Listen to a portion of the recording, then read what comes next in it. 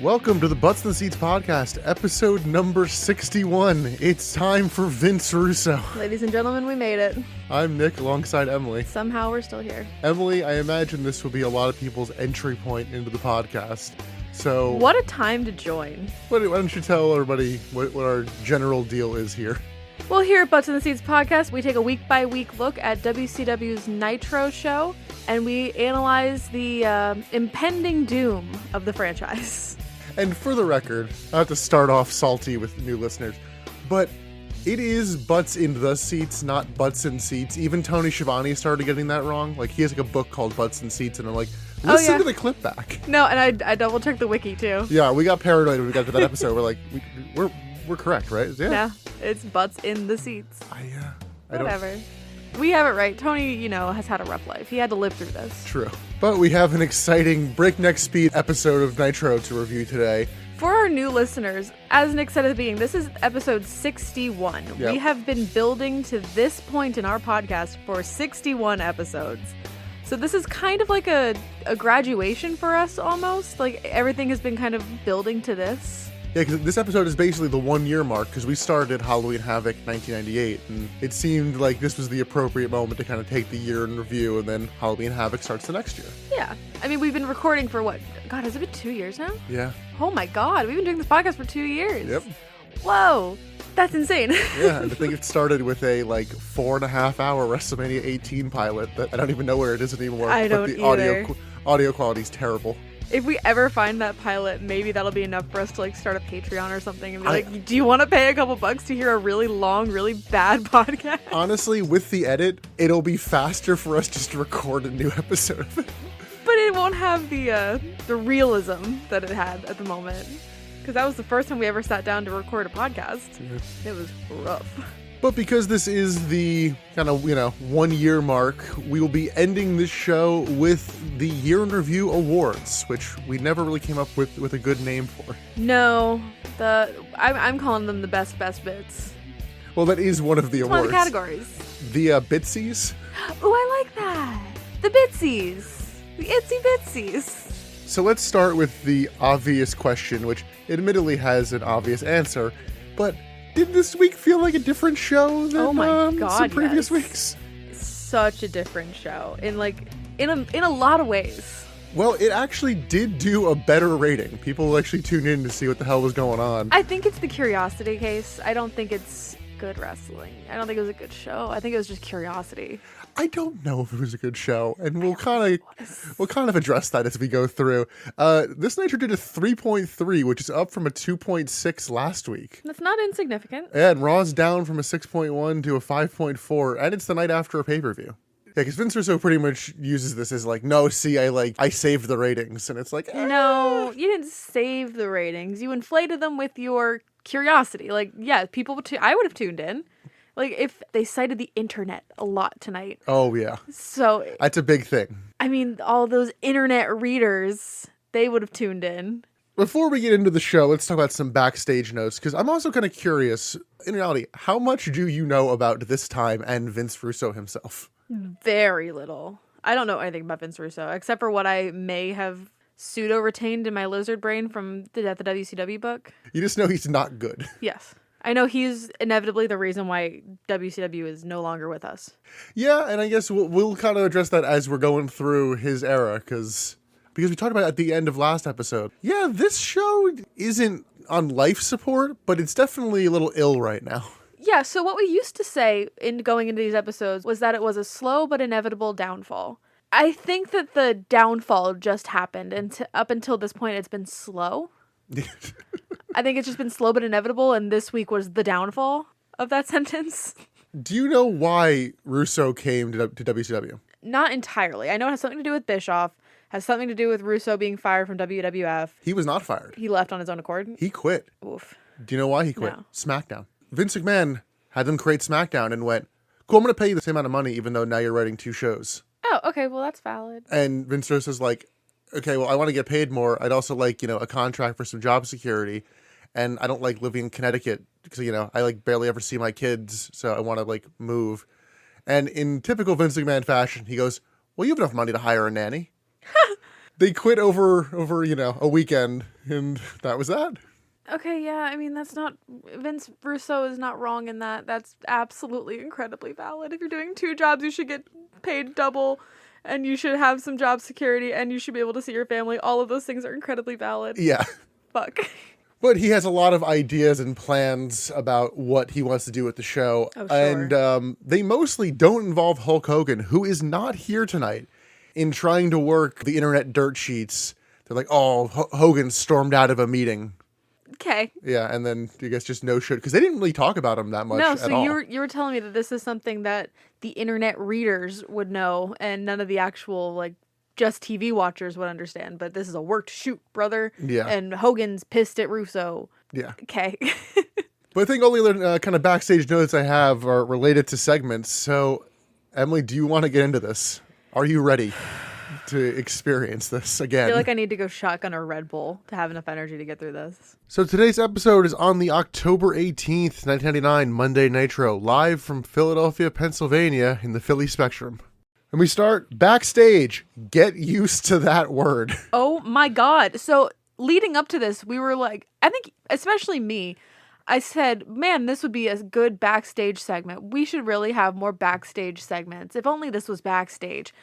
I was unprepared. I was unprepared for what all those wishes would truly mean. But backstage, a limo arrives. It's Sid in a very big suit. With lawyers, I kind of assumed at the time, and I was correct in assuming that. Just a whole bunch of guys in suits piling out of the limo. We then go to the Nitro opening, get the opening pyro, and it's Bobby Heenan and Tony Schiavone on commentary, but they only check in verbally, because we're going right into our first match. It is Juventud Guerrera versus Evan Courageous. Yeah, no fanfare here. It's just, and we're here and go. And no tearaway pants for Courageous either. I was like, so what? Sorry. They had a tearaway pants budget, and they exceeded it on Lex Luger. I'm so sorry. I'm sorry, who is that? Lex Luger. I believe you mean the total package. I do not. Listen, this is some people's entryway in. They need to know that Lex Luger is dead. Long live the total package. He's still Which is literally how they did it. Pretty much, yeah. He is still Lex Luger in my notes. Lex is a lot easier to write down than the total package every time. And they constantly are calling him Lex or Luger. They're calling him Luger, yeah. And if I write down TTP, I'm going to get confused. I don't know when this starts, but you'll be excited to know that Evan Courageous is about to get a new gimmick. Oh, okay. Jimmy Hart is running WCW Saturday Night and wants to package 3 guys together. Those 3 guys are Evan Courageous, Shannon Moore, who I don't think you know too much about. Shannon.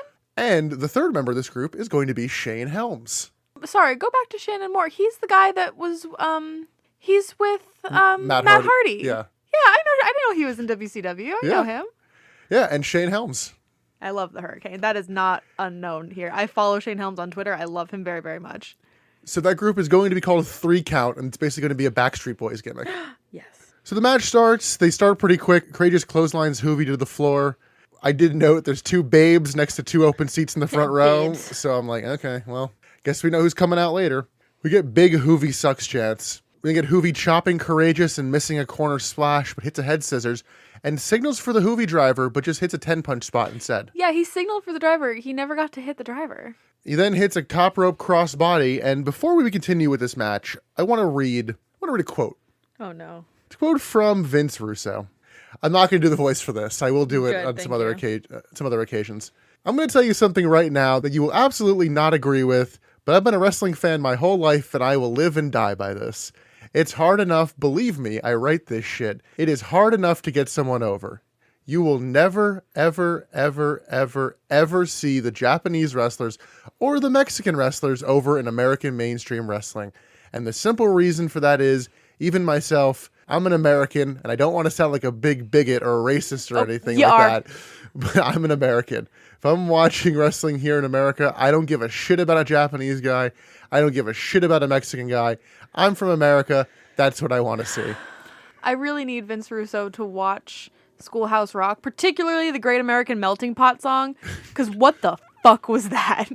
Little does he know, 20 years later, Shinsuke Nakamura is the heavyweight or the WWF champion. No, he's not. Yes, he is. He gets the championship. Nope. Yes, he does. He never won the WWE title. I thought he did. He won the Royal Rumble, and then he lost to AJ Styles at WrestleMania. He won the title. title. He's won the Intercontinental title a couple times. I really thought he was the champion for a Nope. minute. He should have been. Maybe you're confusing it with everyone saying, yeah, he really should have won. I really thought he was. Well, Asuka was the women's champion. Also, Vince Russo, there were women. Also Can you lost believe at it? WrestleMania too. She still had the I championship. know, yeah, later. Fuck you, man. So the reason I read that is because Bret Hart just walks into the ring with a microphone, and I guess it's just time for him to cut a promo. He's like, yeah, they told me I didn't have any time, so I'm just going to take this time right here. You guys weren't paying attention to what was happening in the ring, right? You don't need that. So Bret starts doing his promo, and it should be noted that Hoovy and Evan Courageous are just standing in the ring for this because they weren't told this was going to happen.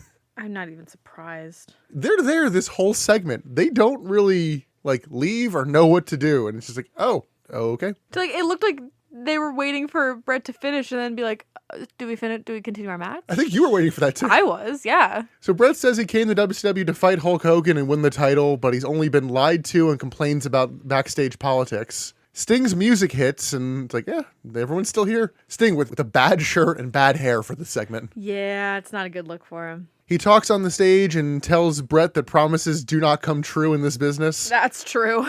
He also says that Bret's legacy is right here and does a suck it chant, which I don't know if that was meant to be Shawn Michaels basically killed your legacy or him just telling him to suck it. Oh, I think it's I got your legacy right here, brother. Your legacy is my dick. He also says that everyone has been screwed, so basically stop complaining.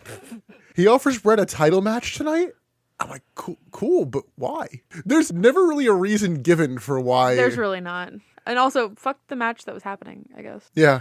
Fuck that. Sting then closes it out by saying, it's showtime, folks. Okay. Which is not a line to end not a a good line, period. It's a bad line for who Sting is as a wrestler. It's a bad line to finish any promo on. It doesn't have the weight that he seems to think that it has. No. It's just a bad gimmick. Yeah. It's bad. Sting, not a good promo. He has potential to be a good promo, though. It's showtime, folks. Not a good line. What about being back and being back in black? I think that's better.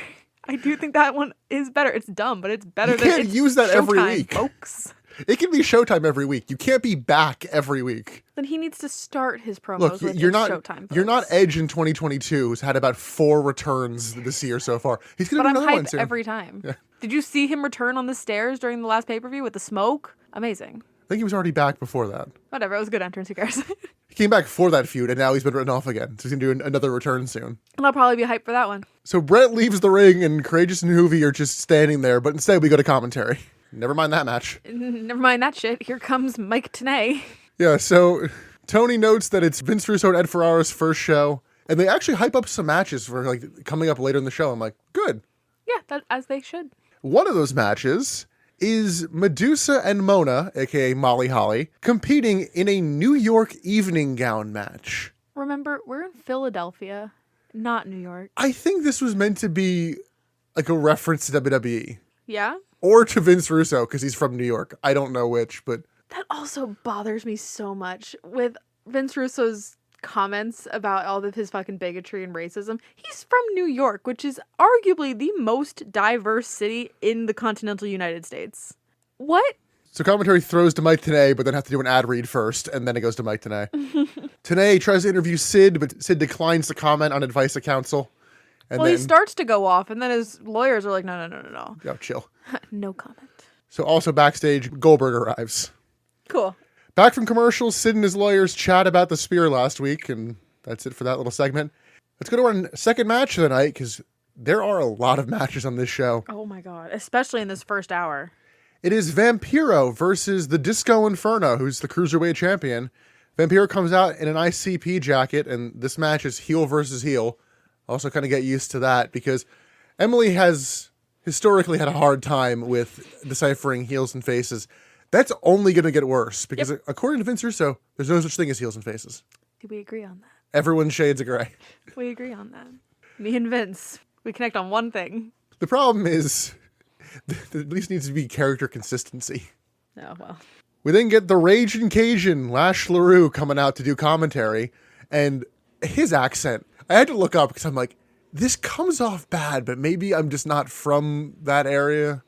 Traditionally, Cajun accents are very hard to understand if you're not from the area. Like they have a lot of French influence. There's a lot of Exactly. words and phrases that this are didn't used seem like only that. in, the Cajun dialect. This is not Cajun.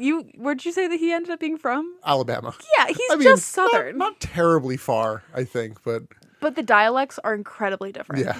Incredibly. So if you're saying you're from Baton Rouge and you're from Mobile, Alabama, it's very different. When Lash comes out, Disco gets distracted. Vampiro kicks him and then hits a mule kick. Vampiro misses a dive from the top rope. Disco hits a last dance, aka a stunner, and gets the pin. That's it. This was a 2-minute match. If that. Post-match, Lash LaRue attacks Disco and poses with the title to Booze, which that's not a good sign because he's supposed to be a face. Wouldn't know. Did you know this match was supposed to go 15 minutes? No. Why? Why was it supposed to go 15 minutes or why only go 2? Both. They went to the ring ready to do 15 minutes. Once they were in the ring, it got changed to 2 minutes. How did they communicate that? The referee. What the fuck? Vampiro is currently undergoing a contract dispute. Oh, so they realized that he didn't have like contracted time while he was in the ring? No. He has contracted time. This is, you don't want to sign your contract. Okay, fuck you. I feel bad for Disco. He got paid. But still. Listen, you don't get paid by the minute. Still. They're negotiating some sort of either like renewal or pay discrepancy or something. And speaking of contracts, a bunch of wrestlers, including somebody on this show, were like half released. Okay, cool. We're going to let you go, but we're still going to have you wrestle. We're just going to pay you like $500 per appearance. Oh. Because one of the people who got offered that, who actually just got released, we haven't seen him in months, was Hack. Oh, they released him. Well, I thought they released him a long time ago. He got hurt, so we haven't seen him since the Junkyard Invitational. Oh, God. But they're like, hey, we want you... God, that feels like a year ago. Yeah, it's like, hey, we want... It might have been in our time. Hey, we want you to wrestle for us, but we're barely going to pay you anything. And he's like, no. Fair. I'm not going to do that. Good for him. And is this when he goes to WWF? Or does he wait for a while? Oh, he's going to WWF until 2006. Oh, shit. He goes back to ECW. Until it dies. Yeah. And then he just... I think nobody does in the meantime then. Mm-hmm. Let's go backstage. Larry Zbyszko is there interviewing Goldberg. So here's my thing. As soon as Mike Tenay, I was like, yeah, whatever. As soon as Larry Zbyszko came on screen, I got very worried for Gene. Well, Gene just apparently signed a new contract. But for what? I don't know. They took his job. Everything that Mike Tenay and Larry Zbyszko are doing backstage, that's what Gene does in the ring. I don't think they plugged the hotline. They did not. I was very concerned for Gene's job security. Larry's interviewing Goldberg. Goldberg just doesn't seem concerned about the spear last week and just like, yeah, I'm still getting my match. It's like, no, like right now, you're potentially not. You need to be worried about this. He's fine. This is the most of the backstage we've ever seen. Yes. And it continues. Like we get a whole, if I wanted to like build out a blueprint, I probably could. We then get another video package for Seven. Yeah, a child's playing in his room and Seven visits his bedroom again. I still don't get the creepy pedophilic vibe. I think it's just a strange man floating down from the sky, but kind of asking to be invited into a child's bedroom. I don't get pedophile. I get horror movie. Okay. I get like... That's what they're going for. I get monster under the bed. Okay. Like, I'm not getting pedophile. I asked you to keep an eye out for who you think that is. You still don't know. Well, he's got a mask that covers his entire face. It's face paint. Is it really? It looked like a plastic mask. It's face paint. I mean, it looks like Kane, but... It is not Kane. Is it fucking Bryan Adams? Is it somebody from the NWO Black and White? No. Is it somebody that I don't know their name? No, it's someone you know. It's somebody who you've not... Is it someone that you think I know the name of, but I probably don't? Oh, it's someone you absolutely know. But we'll see them, in the upcoming weeks. And go back to backstage. Mike Tenay interviews Medusa. She's not thrilled about her evening gown match. And she's like, I'm not doing it. Okay. She will be doing it. No one twists her arm. We don't see anything like that. It's just like, I don't want to do it. And then does it anyway. I do respect her for this. Oh, yeah. She's absolutely right. Again. Her thing is, I came here to like kick ass and be a wrestler, not this bullshit. Yeah. Which, fair You're fucks absolutely to her. right. We then go to the Nitro Girl search, and fuck yes, Stacy Keebler's here. So we get Mean Gene in the ring with the girls already, and Kimberly is there too, right? Yes. Yeah. Everything's just happening so fast. Yes. Again, we have already seen 2 matches, 17 backstage segments, and we're only, 20 minutes into the show? We paused at one point. We're 22 minutes into the file. We're like, oh my God. And now we're getting zoomed through the Nitro Girl search, which again is bizarre because we know this is the one that yields the winner. So Emily, who do we have this week? We have Chiquita and Stacy. And what can you tell me about each of them? Chiquita, besides the fact that Stacy wins, but Chiquita, I really respect this woman. She's a trained dancer, and her whole video package is basically, can I have a job? Yeah. I want a job. I'm a dancer. Here's my background. Can job? Yes. You got very sad watching Stacy's. Stacy's not a good dancer, guys. Stacy's really not good. But she's from Baltimore. No, she's not. She literally said Stacy Keibler from Baltimore, Maryland. Emily, she's the Duchess of Dudleyville. She's not from Baltimore. She's from Baltimore. And what's her thing besides having legs for days? Couldn't tell you. She dances. She likes wrestling. I had no personality coming out of her. I'm so sorry. Unlike other people, she did not mention any wrestlers. Like, even the one that was like, I remember Dusty Rhodes. It was like a tag on at the end. She's like, I love to dance, I love to compete, and I love wrestling. Yeah. And she's a former Ravens cheerleader. Yeah, I didn't know that. And for some reason, after the video packages, they're telling you how to vote, and we get Buff Bagwell interrupting. If you wanted to take a breath during these first 25 minutes of the show, sorry. Suffocate, because none of these can breathe. Yeah, Tony notes that this isn't on his format, and in the line that for some reason broke you, Buff tells the ladies to step aside and to not touch him. It made no sense. He's Buff. He's the stuff. You'd think that all these ladies, he'd kind of want to be like Scott Steiner, want all these women all over him. They can't get enough of Buff. They can't get. He has to ration. They can't get enough. He only has so much stock. All these women are coming up to him like a little orphan, like, please, Buff, can I have some stuff? No, none for you. So Buff is here to brag about being the writer's new favorite, and also claims to be the chosen one. So that's going to change later in the show. Yeah, he has a Harry Potter gimmick now. I am the chosen one. And apparently it's all over the internet. Again, I really wish I had the internet in 1999. I was 5 years old. I really wish I had it. I don't even think that it is. I think this is just like... But we will never know, because all of those websites are so bugged and glitched now. I've tried to go on the Wayback Machine and see this stuff. You can't really see anything because everything is just gone. So Buff tells Gene to step aside, and he's going to shine because it's all in the stroke. It just sounds phallic. Oh, it is. Oh, okay. It's meant to be both. Okay. Because that's a whole thing later. Like, can we talk about stroke? I'm like, are you talking about your penises? Yeah, it's a mix of double entendre and actually having backstage power, influence, or whatever. Inadvertently, this does actually really set up something later. But it does. Good storytelling, I guess. Yeah, we'll see Buff a little later on in a much different mood. Then go backstage. Oh my God. Take a shot every time we say backstage. Take a deep... No, don't. You'll die. Larry interviews Mona, and Mona's like, yeah, I mean, I'm fine with the match. I'm used to wrestling in an evening gown, which, I mean, fair. She has the advantage. I mean, yeah. She's always in an evening gown. Yeah, she's like, I'm up for the match. I'm like, okay. Yeah, good for her. Additionally, backstage, Kimberly is looking for David Flair. Why? I don't know. Let's stay backstage. Sid questions his lawyers about, like, what do you do? And, like, so I'm paying you this much an hour. And then, so what do you two do? And that's a separate charge. Like, and then we see Goldberg taping up his wrists in a separate room. So many backstage segments. Let's go to a tag team title match. It's Harlem Heat versus Rey Mysterio and Conan of the Filthy Animals. Conan does his Spanglish promo and actually remembers to say Rowdy Rowdy twice this time. Yes, he does it correctly. Booker T and Stevie Ray come out, and Booker has new gear. He's now in trunks. I don't like it. No? No. I don't like the trunks looks. The undies. I don't like the undies. On anybody, really. Because it's just too much leg. I don't want to see that much man leg. I don't like it. Put your pants on. Booker and Ray start, and I'm like, and then immediately Stevie Ray tags in. I'm like, oh. Literally, those two noises he made were in real time. He did that. Stevie overpowers Ray, and then Ray does his fake 619 for no reason. Awful. Like, he literally stops, runs towards the rope, and does like a whole spin. I'm like, why? And it's basically the spinaroonie, but worse? Yeah, Stevie clotheslines him to the floor. Good. We then get Billy Kidman, Eddie Guerrero, and Tori Wilson in a mink coat. Just Tori in the mink coat, not all three in one coat. Can you imagine? Oh, I was saying, like, on each other's shoulders, just in one big coat.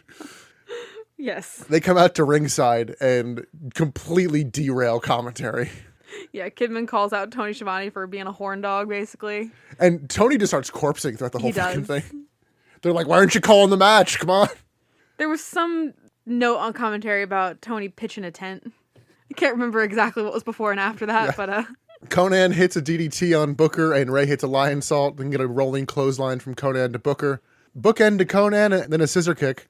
Kidman and Eddie just continue to taunt commentary. We then cut to the first family watching backstage. They just really don't want you to watch this match. No. Then get a bear hug to Conan. This is where Tony starts corpsing, send for the man. Harlem sidekick to Conan. Stevie hits a power slam. Ray comes in and gets thrown around. For some reason, Booker T starts brawling with Eddie Guerrero and Billy Kidman. So they're on the floor. Stevie Ray has Rey Mysterio on his shoulders. Conan trips him up. And the two just like simultaneously pin Stevie Ray and win the titles. Like, I think Conan was supposed to be hidden, but it was just I don't know. Such a mess that I'm like... I have so many half-written notes for this match because, like, things were happening so fast I had to move on to the next thing. Yeah, new tag team champions, the Filthy Animals. Woo! And this is the first time we're seeing Tori out publicly with Billy Kidman. Yes. Which makes sense, because it was broadcast on television last week. Get a clue. Yeah. But we'll see a lot more of the fucking Filthy Animals later. Yeah. Hey, by the way, do you know they're a heel? Even here, they're, like, kind of heel. Oh, they are heels later. Yeah. You don't forget it. Then go backstage, and for some reason, Kimberly wants to sleep with David Flair. Why?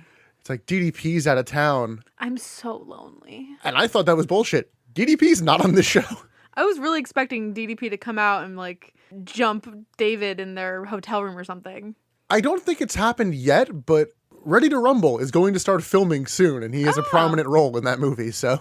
We are going to watch that, right? Yes, when we get to that in the timeline. So she gives David Flair her room key.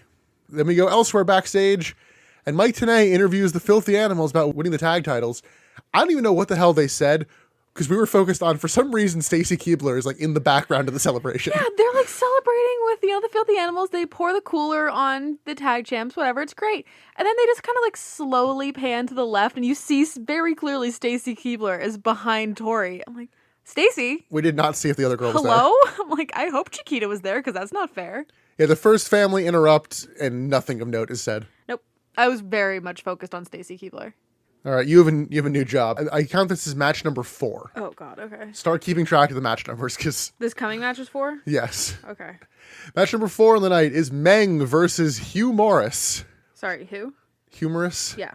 Like, why would you do this? You're trying to build him up for a tag title match. Why feed him to Meng? Because why not? Because Hugh Morris kind of sucks. I don't know. They both aren't great. So Morris hits strikes early on, but like trying to hit bulldoze on a Zapdos, so it has no effect. Wow, you got one in. I'm shocked. I'm shocked you had enough time to even think about Pokemon during this show. Well, I mean, here's the thing. Zapdos, electric type. You would think ground move, good move. But no, it's part flying, so it has an immunity. Just let it sit, not even... So Hugh Morris is like visibly afraid of Meng in this match. This is the gimmick. I'm moving on. Fuck your Pokemon references. Meng chops the hell out of Morris. And then the two do like boxing for some reason. Both of us were like, why? It seemed like they were stalling. I think they were. Because Meng chokes Morris in the corner, and then Scott Hall and Kevin Nash arrive. Hall is in a very shiny shirt. I want it so badly. Listeners of Butts in the Seats, if you can find, I'm not even asking you to buy it for me. If you can find a link to the shirt that Scott Hall is wearing, I will wear it every day of my goddamn life. I will buy it. I don't care how much it costs. Hugh Morris hits a diving elbow, and Hall and Nash are milking their entrance, and Morris has to hit a second one. Meng is suddenly up and locks in a Tongan neck grip and pins Hugh Morris for the win. Is it Tongan neck grip or death grip? I guess it's both. I thought it was a death grip. I think they alternate. Okay. It's the same thing. It's where it grabs. Yeah, but I just always thought it was called Tongan death grip. I'm wondering if standards and practices occasionally is just like, okay, you can't call it death or whatever. Ugh. I don't know. Yeah, this was a match. Sure was. I don't know what you're meant to take away from it. I guess, Literally, the outsiders arriving. That's it. That's the point of this match. So the first hour of this show is not focused on wrestling. It is focused on establishing who's here. The matches are circumstantial. Then go backstage. Sid and his lawyers are heading towards the ring, and we go to commercial. Goldberg takes note of this, which is a thing I'm fine with, but they just did it so often where it's like, hey, before we go to commercial, Sid's headed towards the ring, so that's coming up. Yeah. Like a reason to stay tuned. But they did that like 8 times tonight, and I'm like, it kind of lost a little bit of its... Vince Russo does not want anyone to forget that like there is a show happening and something exciting could happen. Don't stop watching because something might happen. Something's cool. Yeah. Don't look away. Don't look away for a second. Don't flip to their channel. Don't do it. I read something of like, do not keep a hold on for more than 15 seconds. Pretty much. So back from commercials, Sid goes to the ring. We get a shot of Hall and Nash, and in previous weeks, they were double fisting beers. Emily, what do they have this week? It's really concerning. I'm not happy about it because it becomes a whole thing later on. They're double fisting cough syrup. Yes. Which is not Is cool. Hall even drinking it? I think it's just He Nash. does later. Okay. Oh, he does later. Oh, true. He does later. But it's mostly Nash at the night. But they're trying to play it off like Kevin Nash has the sniffles or a cold or like that becomes part of the story. Like, I'm not feeling well. Give me my medicine. But he's just drinking it like it's a drink. And cough syrup in cocktails, like scissor, that's a very common thing. That's not cool. It's very, very dangerous. And for someone like Scott Hall who has a well-known and well-documented drinking problem to just be like doing this, not fun to watch. I don't think it was shoot cough syrup. I don't know, man. The implication is also not great. Even if it's not cough syrup, I know it's not just water. So Sid's in the ring, tells his lawyers to come out. I don't know why they couldn't enter with him. Like, we're trying to cut all this fucking time off the show and to give the lawyers an entrance. Right.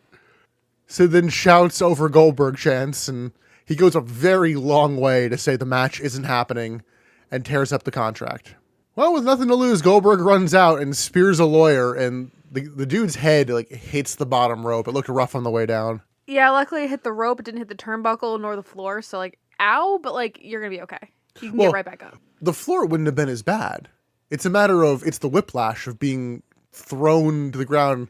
He stood up pretty quickly. Yeah. So, we're okay. We then get a big boot to Goldberg, and Sid powerbombs him and lays him out, which I think that they did call a jackknife. And I'm like, no, that's just Kevin Nash's powerbomb. We got no mention of the streak tonight. True. No numbers. We have no idea what number Sid is on. No. Wow. Something tells me at the pay-per-view he'll be at 173. Oh, 100%. If not higher. But Sid grabs the mic after the powerbomb, and apparently the match will happen, and Sid will kick his ass. And he actually says that twice. I'm going to kick your ass. And also, I'm going to kick your ass. Yeah, so that match is on. In a kind of confusing bit, Goldberg is selling this like death. He then goes to the outside, and the outsiders taunt him. So Goldberg just clocks him, and then security breaks it up and escorts the outsiders out of the building. And Goldberg goes back to selling at this point. Yeah, I don't get it. We follow Hall and Nash getting kicked out of backstage for like 3 full minutes. Yeah, we follow them all the way to the back parking lot. The entire way. That's why I'm saying, like, I could build a blueprint of the backstage area, because I saw everything. Every nook and cranny. Well, we'll get more of these guys in about 45 seconds. Yeah, exactly. Then go backstage. Mike Tenay Oh my god, did we ever leave backstage? is interviewing Bret Hart, and Bret kind of notes like, yeah, I don't really know why Sting is giving me a title shot, but I'm not looking at a gift horse in the mouth. So He's like, I want Hogan. Bret says if he wins the title, I figure at the pay-per-view I'll face Hogan.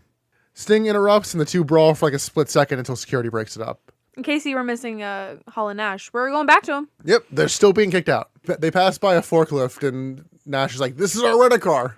This is my ride. I rented that. Still backstage, Goldberg is looking for Sid. Then we go to match number 5. Correct. It is Berlin with The Wall versus Rick Steiner. Yes, because Berlin will save this. Why are we doing another heel versus heel? Who cares? And 2 heels you're trying to push as well. Who needs a heel face dynamic? Berlin blindsides Steiner, but it does not phase Steiner. Like, that's the one thing I've learned is do not try to sneak up on Rick Steiner. He will not sell for you. In the time between your first punch and second punch, he will have hit 17 punches. Yes. Berlin poses and gets a little too cocky, and Steiner clotheslines him. Steiner runs Berlin's stomach into the turnbuckle and then dumps him onto the floor.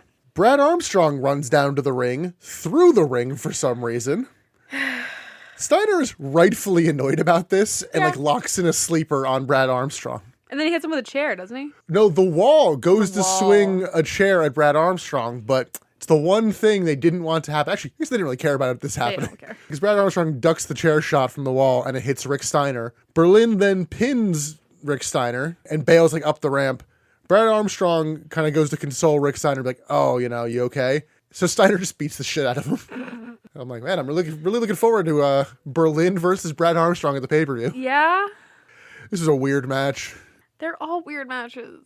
They all make no sense. They're all so fast, and if you even try to think about them for more than 10 seconds, you've already missed the next segment. I wouldn't want to miss backstage. Hall and Nash are sneaking back in, and they pull out more cough syrup.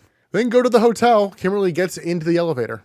I think back from commercial, we go into the hotel room, and Kimberly arrives, and someone's in the bathroom, and I think I immediately called what this was going to be. Yeah, I guess you did, but she kind of notes that there's, champagne and strawberries set up. She's got her lingerie on. Her titties are out, basically. She looked good. Yeah, she took off her, jacket or robe, whatever, and was in lingerie, and you were like, okay. What I love is both her and, spoiler, Tori have like one-piece lingeries on, and I think they look so nice. I want one. So her game plan is to drug David Flair. And the bathroom door opens, and it's Ric Flair. In rare form. Yeah. He basically just kind of pitches, like, have sex with me. And then we just cut away. We have no idea what happens. I'm like, why were you cutting from that? Do not cut. Go back. We cut away to Goldberg, like, where's Sid? Of course. Because in case you forgot, Goldberg is still here. Yeah, we get an ICP sighting as well, and Goldberg just beats the shit out of him. Because apparently they say Sid left. Yeah, they tell Goldberg that Sid left. And He could have. spoilers for the rest of the show. He does. So they weren't lying. Swerve. He doesn't show back up. They weren't lying. I just want to let you know now. Chekhov's gun is not a thing for Vince Russo. It's almost the opposite. What do you mean? If something is entirely set up, like Hogan's not here, Hogan's definitely not going to show up, Hogan definitely won't show up, Hogan's not showing up. Right. Because he knows, like, oh, you expect him to show up now. Swerve. Haha, fool. Yeah. So Goldberg continues on his warpath.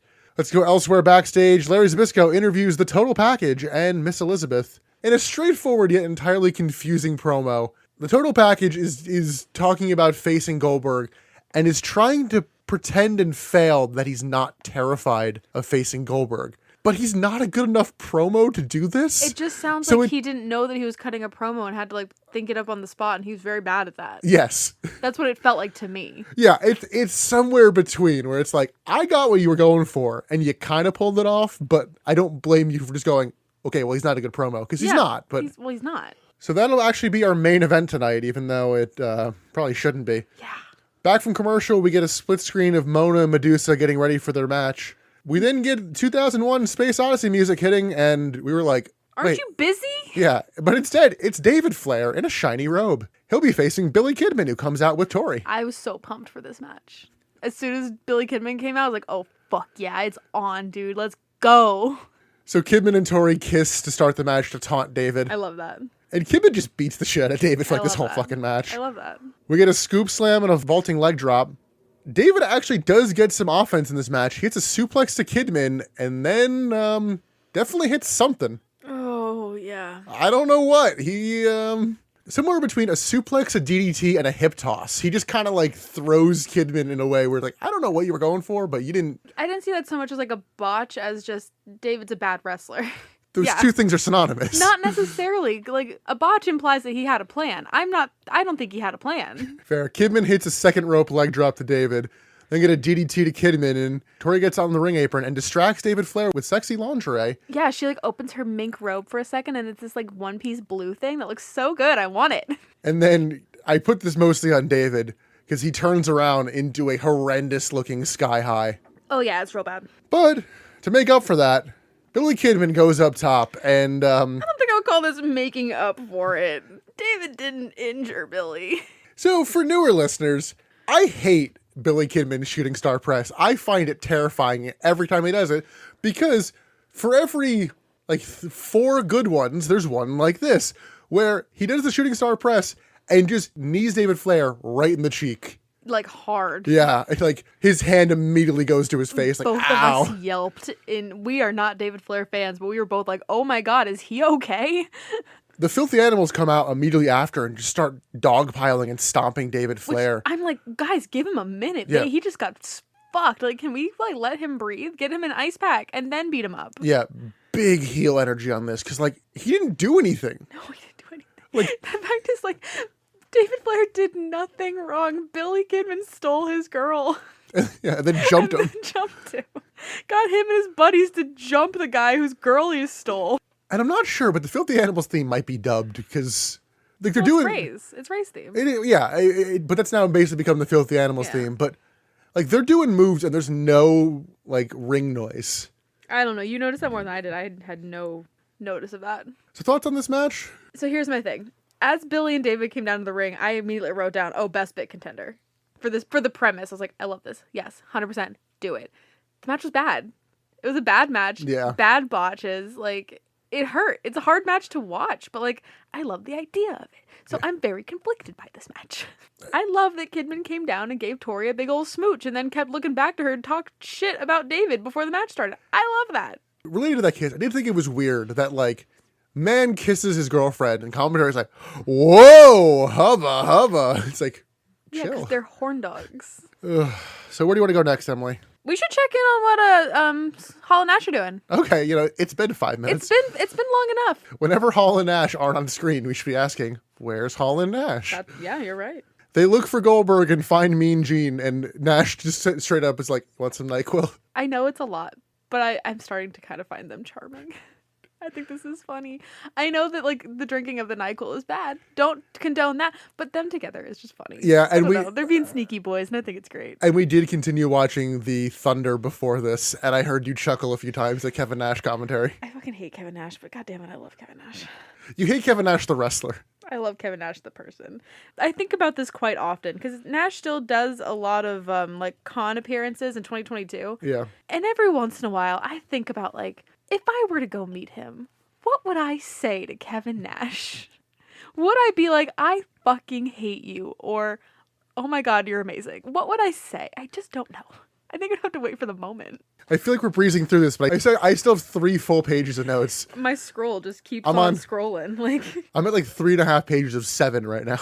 You go back from commercial, Ric Flair arrives backstage, and now it's time for Mona versus Medusa in our New York evening gown match. This is match number 7. Medusa's not wearing an evening gown.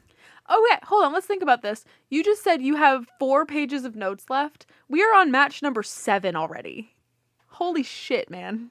But yeah, what is Medusa wearing, Emily? Medusa is basically wearing like an athletic dress, for lack of a better term. It's like a cozy dress. It's a cloth material. She's wearing a Tommy Hilfiger dress.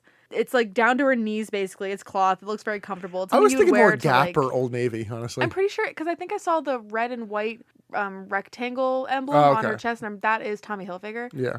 But it just looks comfy. It just looks like an athletic dress. Yeah. So this is probably our 3rd WCW women's match on the podcast, I think. Yeah, probably. I think Mona and Medusa each got 1, and then because they were supposed to have a match, I think at like Road Wild. Oh yeah, and then that never happened. Yeah, they just dropped it. Medusa has a bad theme. I don't even remember it, which is saying a lot. But I don't remember Mona's theme either. Yeah, Mona's was forgettable. Medusa's just didn't fit. It was going for a way more sexy vibe. It was like whispery. Yeah. Yeah, it was bad. Mona hits a snap suplex and then a diving cross body, and afterwards Medusa hits a snap suplex of her own. We get a double leg drop to the legs of Mona from Medusa at an interesting spot. And then a single slap. It was like, oh. Like I knocked Mona down. Like, eh. Yeah. Mona ducks a kick and the kick hits the ref. Get a bridging German suplex from Medusa, who I guess seemed to be going for a pin, but there's no pins in this. Yeah, because this is about who can strip who of their dress first. Yeah, the ref was down, and it's not a pinfall match. It's not a pinfall match. Yeah. That being said, though, this is the best wrestling we've seen so far in the show. Yeah. We don't see women's matches, and the premise of this is dumb, but this is the best wrestling we've seen since the beginning of since the show started. Just sad. Medusa grabs a chair and hits Mona across the back. Medusa goes to the outside, fixes her top, and then yells at commentary. This distracts her enough to have Mona strip her, and the ref calls for the bell. It doesn't ring, just making the end of this even more awkward. And they just slump to the back. Yeah, Medusa says that everyone can kiss her ass. I kind of respect her. I respect Medusa in this match. She's pissed that she has to do it. Yeah. And she's pissed that she lost. Yeah, I mean, say what you will about the concept of the match, but I actually do think it helped get Medusa's character over. Oh, yeah. As much as we complained about the bridging German kind of pin thing, you could make the case of it's her going, yeah, I could pin her. That's what wrestling's about. I'm a wrestler. Yeah. I'm doing the wrestling. Yeah, I respect it. So let's go front stage. Oh, I'm sorry, backstage. Sting is pacing and then heads towards the ring, and Brett is also headed towards the ring. Tell me why we had to go backstage for this. Tell me why. Just to tell you that match is up next. What do we have commentary for? In match number 8 or 9? 8. It's our WCW title match, not the main event. This is the mid event. This is the midpoint of the show on our file. I think we're saying this is the second hour main event. And reminder that the first hour is unopposed, and then the second 2 hours Raw is on. What the fuck, man? But it's Sting versus Bret Hart for the WCW title, and don't know why Bret comes out from the side for some reason. Doesn't go down the main stage. Doesn't feel like going up the stairs. Bret starts aggressive, and the two brawl around ringside. Bret works over the legs and stomach of Sting, but Sting hits a scoop slam and a running splash. They go back outside, and Sting chokes Bret with a camera cable. Brett gets his knees up for a Vader bomb from Sting, and Brett hits a DDT. You know what we haven't said in a while? DQ? Like, the choking? Is that DQ? He actually let up within 5 seconds, so... I guess. Still. We get a swinging neck breaker and a leg drop from Brett, and then he hits a suplex, but gets whipped hard afterwards into the turnbuckles, and Sting hits a stinger splash. Sting pulls Brett crotch first into the ring post twice, and back in the ring, Brett starts getting fired up, but Sting hits a knee to the gut and then an elbow drop. Sting rakes the eyes, hits an atomic drop, and goes for a drop kick, but Brett stops short and hits elbows on Sting. Brett hits a pile driver, but Sting kicks out. I think Brett always wants it to be a more dramatic near fall. Yeah. Like, he doesn't pin anybody with that. No, never has. You just need to pin some lower level guys with it. Yeah. So commentary also took this opportunity to talk about other stuff that was going on backstage. And they bring up, Goldberg looking for Sid. How can there be anything else going on backstage? We've seen everything. You're fucking right. But they're recapping basically what we saw. So they're talking about how Goldberg's looking for Sid, and the ICP tell Goldberg that Sid left. And Tony just can't wrap his head around that. Tony just says, why would the clowns lie to Goldberg? To which Bobby responds, well, why are they clowns? Like, these are the good questions. Bobby's got the good questions tonight. I don't get to hear a lot of commentary for this show because, again, so much is happening. Yeah. You don't really have enough brain space to focus on more than what your eyes can see. But when I hear commentary, I do love them. They really grew on me over the last year. So in a spot that's a problem for most Bret Hart matches, Bret grabs Sting's legs and spreads them and then just stomps him. And the entire crowd was like, sharpshooter? Ooh, No. Yeah, never. Well, no, not never. It's always the crotch stomp, though. He does the crotch stomp before the sharpshooter, often. Well, he also does the spread the legs and headbutt to the stomach. That too, yeah. The thing is, 30 seconds later, it's all right, I'm putting Sting in the sharpshooter. Yeah. But Sting gets the ropes. Get a backbreaker to Sting, and Sting pokes Bret's eyes during the pin attempt. Sting tries for a suplex, but his back gives out, and Bret lands on top of him. Bret turns his sleeper into a back suplex and gets his knees up for a top rope splash, and then Miss Elizabeth comes out. Get a Russian leg sweep from Bret, followed by a Bret's rope elbow drop, and then we get the total package coming down to the ring with the baseball bat. Who? The total package. That is now his legal name. I know. Show me the documentation. Liz distracts the ref as Bret tries to fight off both men, but Package hits him in the shin with the baseball bat. Package. For what it's worth, Kevin Nash did call him Package multiple times on commentary at on Thunder. He's a consummate professional. As am I. We get a Scorpion Deathlock to Bret, and Bret immediately taps, which I was fine with. It's one of those kind of one, your leg is killing you, two, live to fight another day kind of thing. Yeah. So Sting wins, still WWE champion. I thought this was a good match. It was. It was definitely a good match. Do you think that Bret will demand a rematch, though? Because he knows that it was interfered? I mean, I assume so. I mean, he also kind of seems next up for, the main event scene. Yeah. I think I would like this match more if it wasn't so close to the Bret Hart-Chris Benoit match, because I'm still riding the high from that. And frankly, we're stockpiling episodes right now, so we watched that one more recently than... less than a week ago. Yeah, than the release schedule would imply. But no, this was somewhere between a good match and a very good match. Oh, definitely. It's Sting and Bret Hart. They're going to do definitely good. Probably one of the best matches on the card thus far. Yeah. It's not a really, high bar to clear, but... So about 15 seconds after Bret taps, we go backstage. It's an immediate cut. Ric Flair finds David Flair, and David tells him that Billy Kidman and his friends beat him up. Basically, David is tattling to his dad that some guy was mean to him. That's what this was. I don't know how much of it was tattling, because Rick's kind of tattling. Rick's like, we're going to go fucking party. What are you moping for? And he's like, well, I got beat up. So Rick says they have work to do and kind of heads somewhere, because he doesn't come out to the ring for a little while. It's implied that he's going after the filthy animals. Yeah. Yeah. Let's stay backstage. Hall and Nash just keep wandering. Sneaky's gotta sneak. We go to commercial, and when we come back, they've put on luchador masks. Oh, God. And now they're looking for Senor Goldberg. Yeah. Nash is fucked up. It's funny. I'm sorry. It shouldn't be funny, but it's really funny. Let's go to our Vince Russo match of the night. It is La Parka versus Buff Bagwell. Apparently, on Thunder, Buff turned on La Parka for some reason. Yeah, they were partnering in a tag match, and Buff just turned on him. Yeah. No reason why.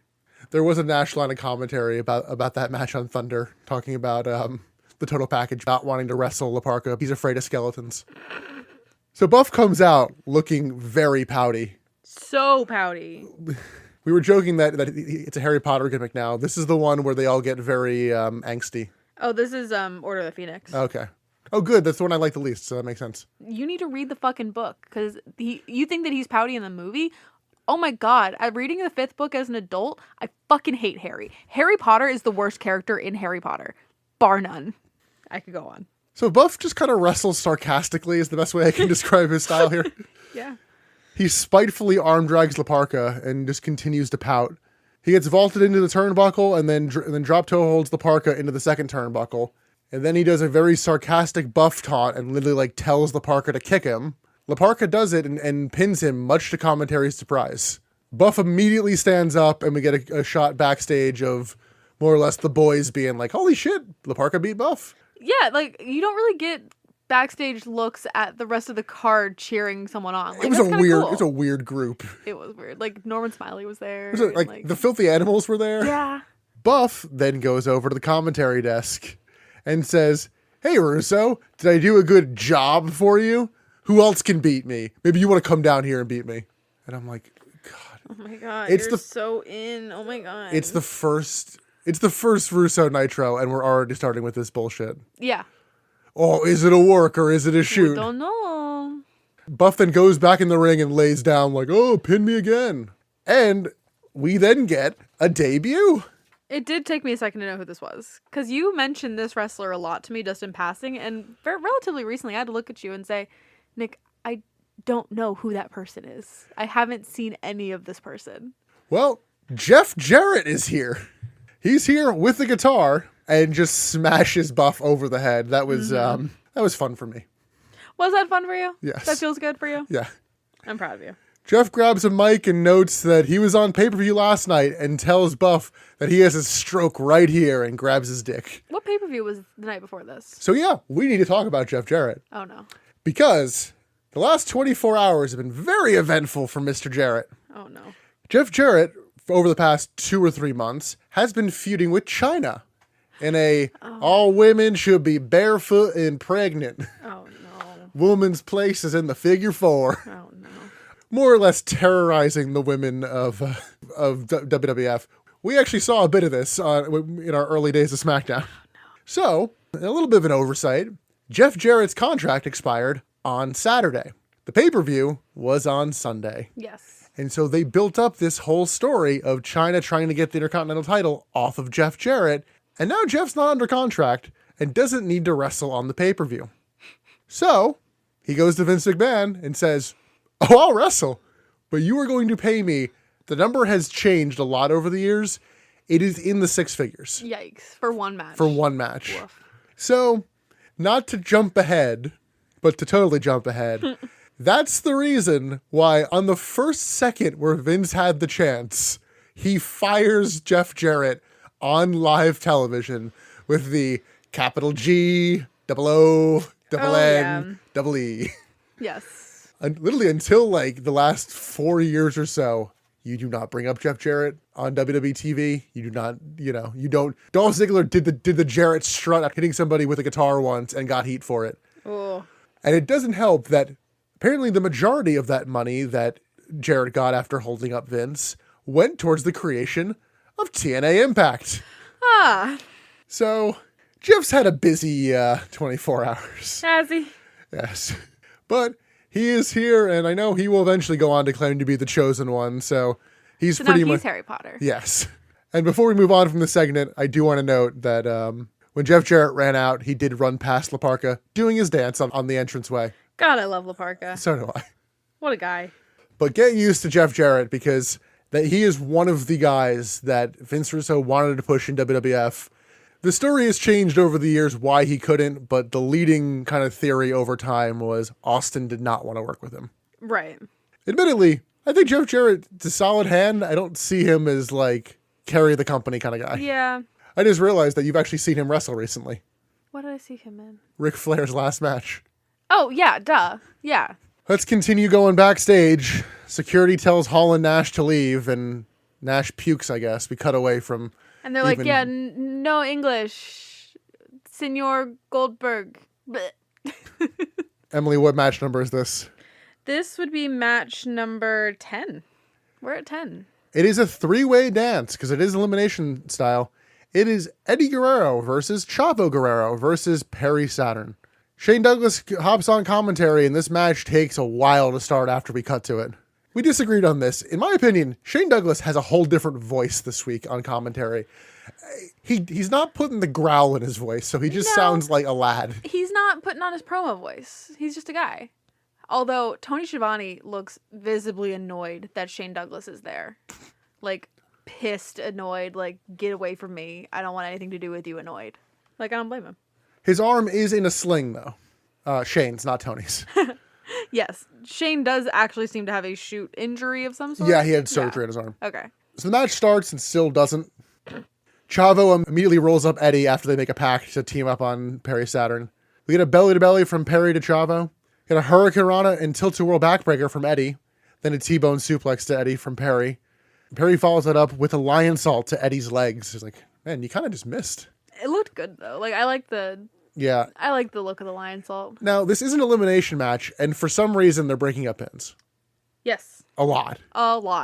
On commentary, Shane Douglas calls Eddie and Chavo brothers, and no one corrects him. No one corrects him. They are not brothers. No, they are uncle and nephew. Just because they're close in age doesn't mean they're brothers. Yeah, Horace Hogan and Hulk Hogan brothers. Well, I guess they are in a different way, because everyone's Hogan's brother. Everyone's Hogan's brother. But never forget that Horace is Hulk's dead brother's son. We will never forget that. We get a Northern Lights suplex from Chavo to Perry, but Eddie breaks up the pin. Why? Eddie suplexes Chavo to the floor, and Perry Saturn hits a sidekick to Eddie. Perry starts working over Eddie's arm and throws Eddie onto the ropes in a rough-looking spot. Mm-hmm. Perry goes up top and dives onto Chavo on the floor. Eddie vaults onto Perry Saturn on the floor and then throws Chavo into the barricade. Perry Saturn gets up and pushes Eddie into the barricade too. Back inside, Perry works over the arm again, and Chavo hits a springboard double clothesline onto both men. A nice little spot. Mm-hmm.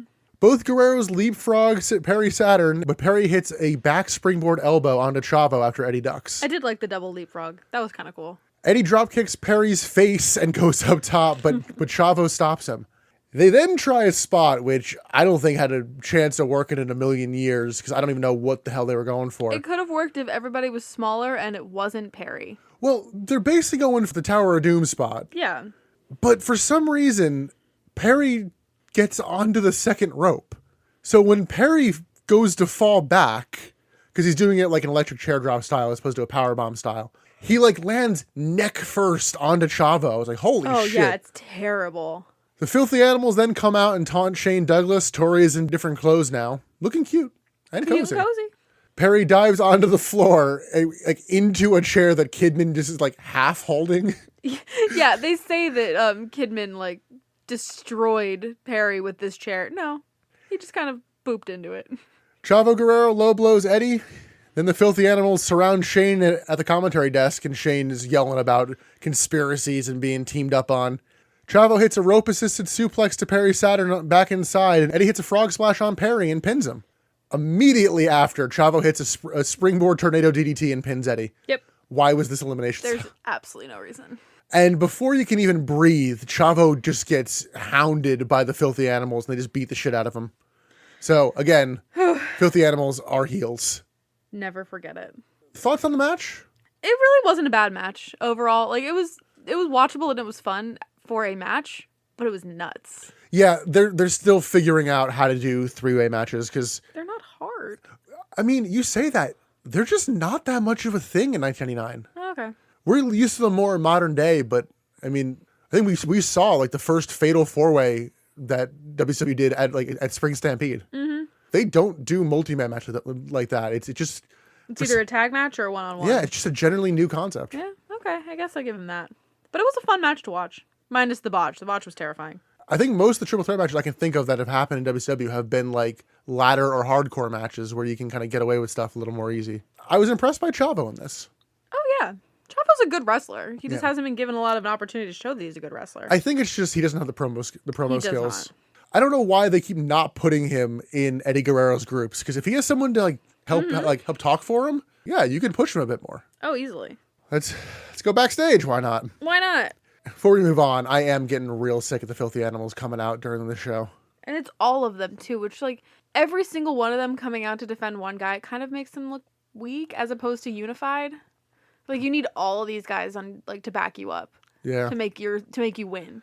Yeah, I'm really hoping that Billy Kidman is the saving grace of this group, because I could easily see Vince Russo turning this into like gang kind of thing. Yeah. Especially with like the kind of beatdowns they're doing. So I do not have faith. I'm hoping Billy Kidman, being the white boy of the group, will. I don't have faith. We'll stop him from doing that. Let's go backstage. Why not? Goldberg and the Total Package are getting ready for their match. Don't know why we needed to see this. After that, we go to the arena and we see a code pop up on screen, and we're both very confused upon seeing this. It looked like a glitch. Yes. It looked like they tried to put some sort of subtitle and it glitched out, and you got like the HTML code as opposed to the actual text that you wanted. But what it actually is a cheat code for WCW Mayhem, where it's like, if you put this code in, you can unlock special matches. Which, I assume you didn't think anything of this. Not particularly. Because one of the matches is Disco Inferno versus Lash LaRue. Okay. That you can unlock? Yes. Okay.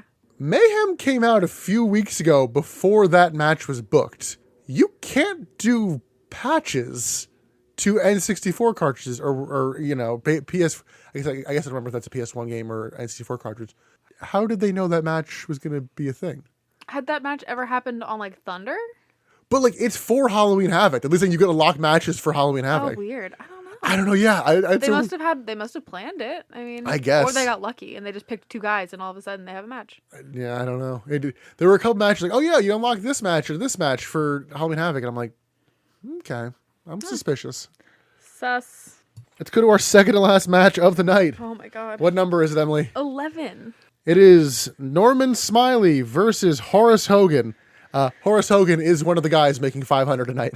That makes sense. This is the return of hardcore matches, which I think I correctly predicted. I'm like, yeah, I imagine they're going to bring back the hardcore title and hardcore matches and all that. So, do they have the title or is it just the match? Because they didn't say anything about the title. No, technically Fit Finlay is still the hardcore champion. We have not seen Finlay in a while. Well, he got hurt. Well, I'm aware, but I'm just saying it's been a while. Yeah. He's due back around this time. But Horace comes out with a trash can and attacks Norman during his entrance. Norman squeals a lot in this match. Yes. Like, not just screaming, but like a pig. He yelps. He squeals. We don't do Grunt of the Night, but I think Norman Smiley in this match just kind of is. It wasn't even a grunt. Squeal of the night. So yeah, Horace hits Norman over the head twice with a trash can on the outside. Back inside, Horace hits a clothesline and then some stomps. Horace grabs the trash can and drop toe holds Norman onto it as Norman just screams. Clothesline to the floor. Horace hits chair shots to Smiley's back, but Norman throws Horace into the stairs. Norman climbs up them and signals for the big wiggle, but Horace low blows him. How dare you? Horace then throws the complete stairs onto Norman Smiley and then throws Norman back inside.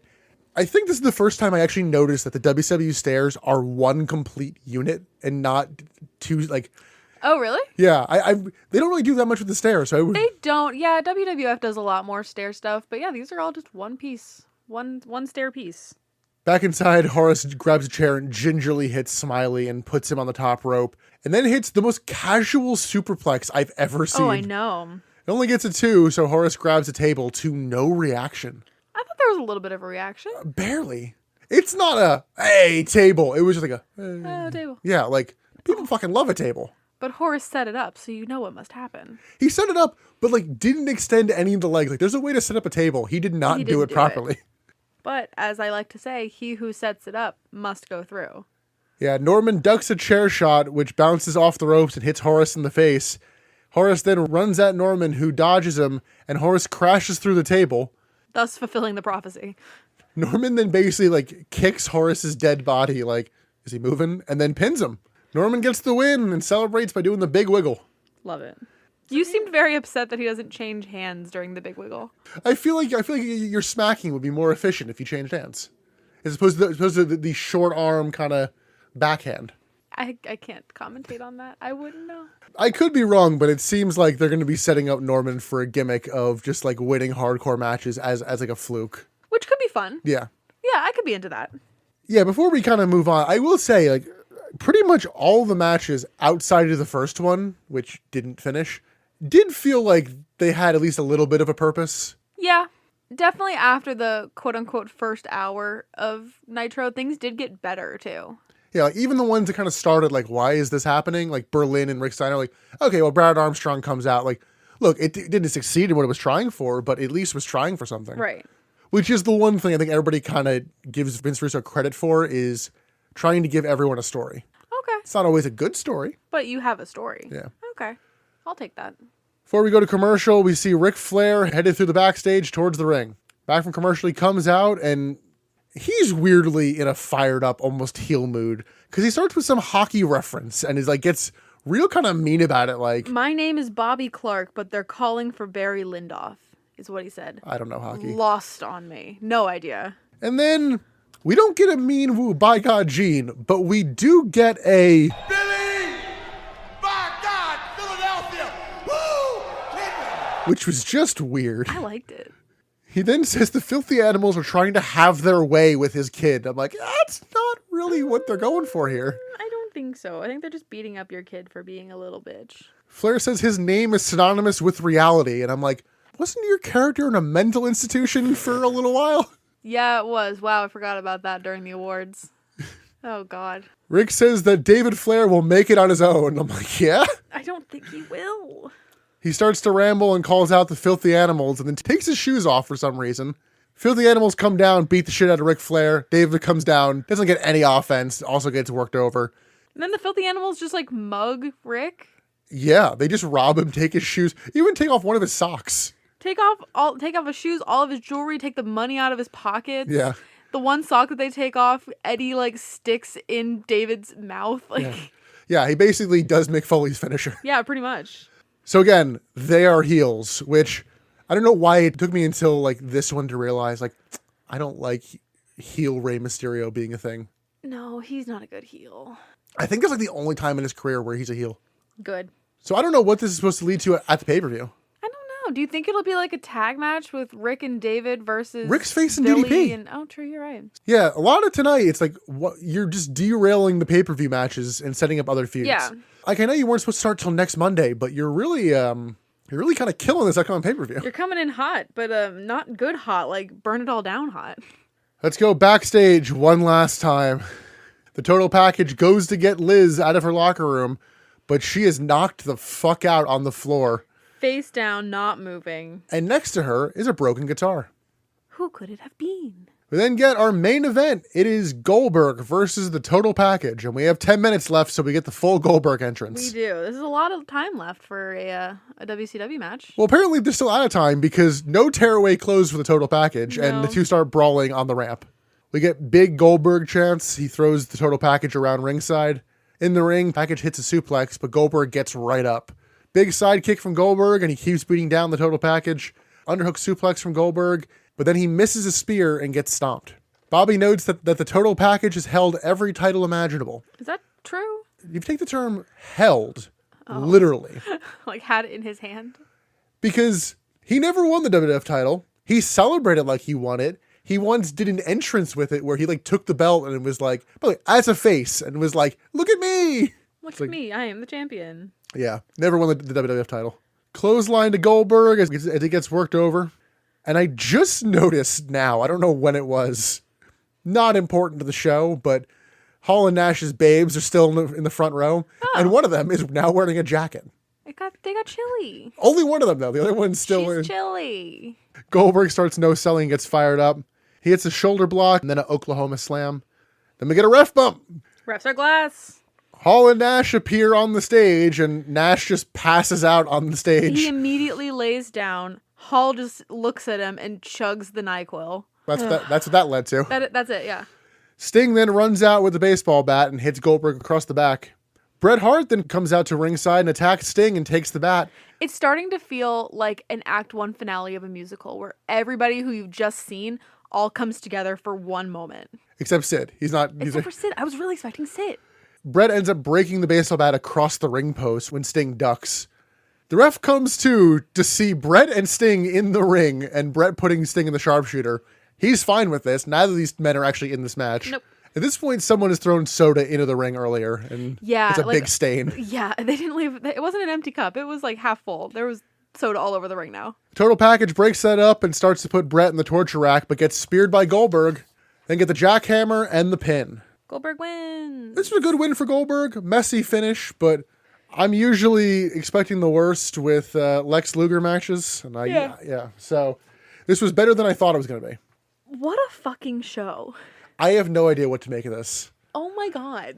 I had to watch this in 2 installments because it was exhausting after the first hour. Yeah, I stuck through it. I needed multiple cups of coffee just to Oh my God. Nick doesn't even drink coffee. And the fact that he made more than 1 cup is like, whoa. There was screwball in it. I don't know what I was expecting from the first Russo show. This was not it. Yeah. I was expecting more silly fuckery, new silly titles, more things on a pole matches. This just felt so fast that you couldn't really hold on to anything that was happening. So like it felt like his whole goal with this was get through it, nobody remember it. Because you didn't have a chance to remember anything. Yeah, that's kind of his style. Ugh. Would you give this show a thumbs up or a thumbs down? Honestly, I don't know. Yeah. I think I'm in the I'd same give it a spot. thumbs neutral because I feel like this is something that wrestling fans should watch. Yeah. Because it's a piece of history and it's nuts. I don't know what happens on it, but I keep getting recommended for people talking about the next Nitro. And I'm like, oh no, what happens on that show? Oh no. But let's move into our little closing bit. It is best bit and MVP. For And this show. And then we'll go into our awards. yes. And just as a little catch me up if you're new to the show, we don't really do match of the night because we'll do Nitros and it's not always necessarily a match. So our show is called Butts in the Seats, acronym BITS. So we do a best bit. Emily, what was your best bit for this show? These were both very hard to find. I gave it to the women's match because like it was different and it was good. And it made me like respect the character of Medusa, which is like no small feat. You're going with the New York evening gown match. I am going with the New York evening gown match.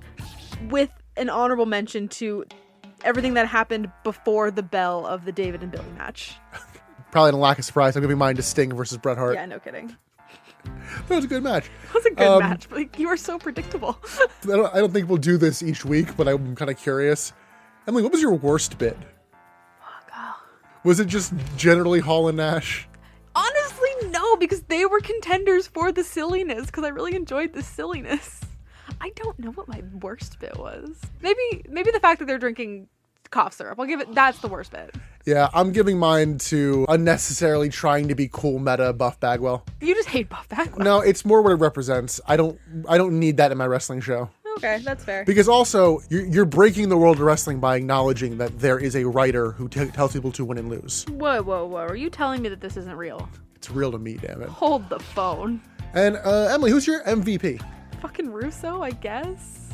You know, the more I kind of went through it, I'm actually going to give mine to Medusa for putting in good in-ring work and managing to get across a character. And the crowd wasn't, but I was sympathetic to the character of like, no, I want to be a wrestler. I don't want to do this fucking you're absolutely right. dog and pony show bullshit. Nice. Okay, yeah, I'll take that. I have to give it to Russo because, like, this is going to be the only time we ever give it Because to him. he's the reason to watch this show. He's the reason. Yeah, no one's going to go back to this except for when someone says, oh, it's Vince Russo's first show.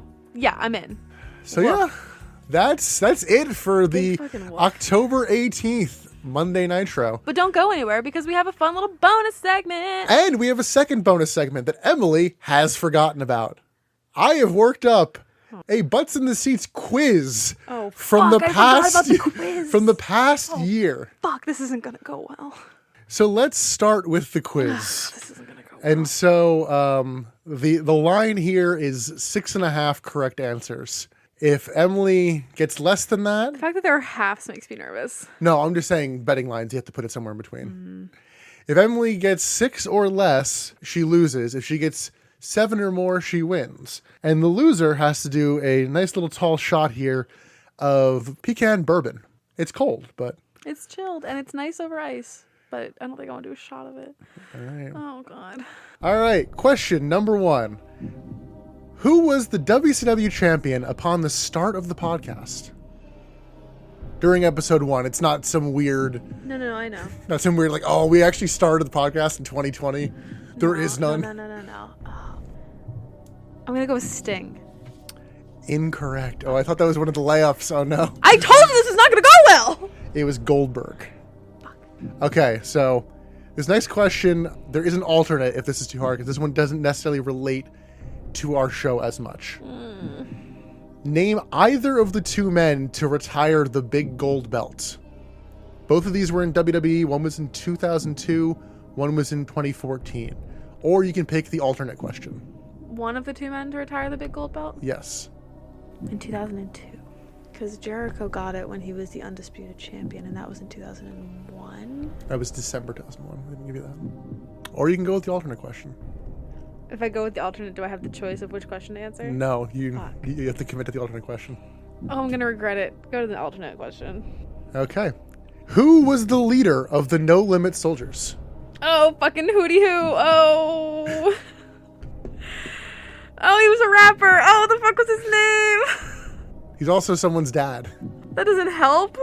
We were saying it was Bow Wow's dad, but it wasn't. It was somebody else. I have no idea. Can I go back to the original question? I actually have an answer for that. Fine, take a guess on that one. The Rock. No. Who was your other guess? Steve Austin. Both were wrong. Shit. Going through, the correct answers for the big gold belt was Triple H. After I was going to say Triple H, but I didn't think 2002 was correct. He beat Jericho after feuding with Stephanie McMahon, and not Jericho. And then in 2014, Mr. Bork Laser himself retired the big gold belt. I honestly, my initial thought was Triple H, but I'm like, he wasn't part of the Undisputed Champion storyline with Jericho, so it must have been one of those guys. Fuck. You don't even want to take a guess at the leader of the No Limit I Soldiers? couldn't even tell you a name. Master P. Nope, never would have gotten that. All right. Number 3. Name any match off any of our ECW shows. This is just cruel. This is so mean. Sandman versus Raven. No. No? No. Sandman was in a match in which the winner would face Raven, but he didn't win. All right, number 4. So you have to sweep the rest of these. Yeah, I'm not going to. I think you actually can get the rest of these. The fact that you said that about the first one and I botched that one, I don't have a lot of faith. Name any Nitro girl by their Nitro girl name that is not Kimberly or Spice. Tigress. Yes! All right. Number 5. Name another match from the night of the Finger Poke of Doom. Ray versus Kidman. Shit, now I gotta look it up. For what it's worth, I did say the night. Oh, you did say the night, didn't you? I did. Do you want to change your answer? That was the night that we watched both, right? Yes. So that would have been Mick versus Rock? Yes, it would. I got one. For some reason, Road Dogg and Al Snow also sticks out. Like, none of the Nitro matches do. Just that one. Was I right on Billy and Ray, though? No, they teamed up on that Nitro. They went against each other for, like, every show, so sometimes that's, like, a layup. Well, you are 2 and 3 right now. Yeah. Who is the current... Oh, shit, I gave this one away. Who is the current WCW Hardcore Champion? So you say you give it away, but, like, did you? When we were talking about the Norman Smiley match. No, it's Finley, isn't it? Yes. Yeah. That's what I'm saying. We talked about it earlier in terms of giving it away. That was not giving it away. All right. So you're 3 and 3 right now. You need to get the next 4, which, again, I think is possible. In our current WrestleMania reviews, who is the one person who appeared in both best bits? Because apparently we have the same best bit for both of them. The same wrestler appeared in the best bit for both shows. Which, when you say current WrestleMania reviews... 37 and 38. So, like, current day. Yes. Bianca. Correct. Yeah. Okay, this is the tough one.